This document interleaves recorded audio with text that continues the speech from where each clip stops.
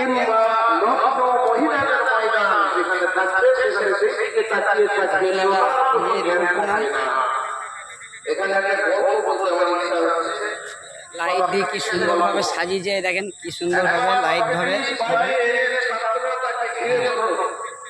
কিছু জানতে চায়, কিছু শিখতে চায় তারা।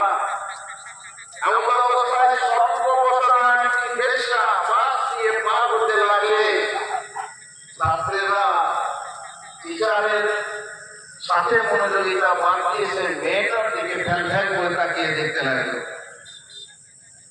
পার হয়ে গিয়ে মেয়েটা একটা মুচকি হাসি দিয়ে বলল, সক্রেটিসকে বলল, ওরা সবাই আমার প্রতি আগ্রহী, আপনার শিক্ষার প্রতি নয়। হ্যাঁ, তখন সেই দান্নগোলার মসজিদ বলেছিলেন, মাদ্রাসা। তুমি যে ওদেরকে নিচে নামাতে চাচ্ছ, তুমি ওদেরকে নিচে নামাতে চাচ্ছ, আর নিচের দিকে নামানো দুটি সহজ।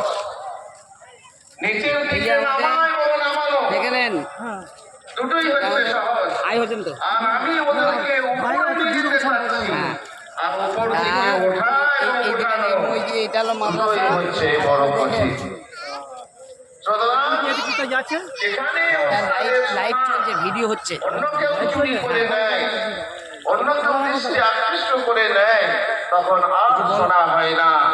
এখানে মেলা খেলা আছে, সেখানে লোক শুনতে আসে না, বসে শোনে না, হয়তো কানে ভাসছে, অনেকের কাছে কানে ভাসছে, শুনছে, কেউ হয়তো ঘরের বারান্দা থেকে শুনছে, কিন্তু সেই শোনা আর এই শোনা এক নয়। এই মজলিসের যে বরকত আছে, সেই বরকত ঘরে বসে পাওয়া যায় না। শোনা, রাসূলুল্লাহ সাল্লাল্লাহু আলাইহি ওয়াসাল্লাম জুমার খুতবা দিতেন, প্রথম এমন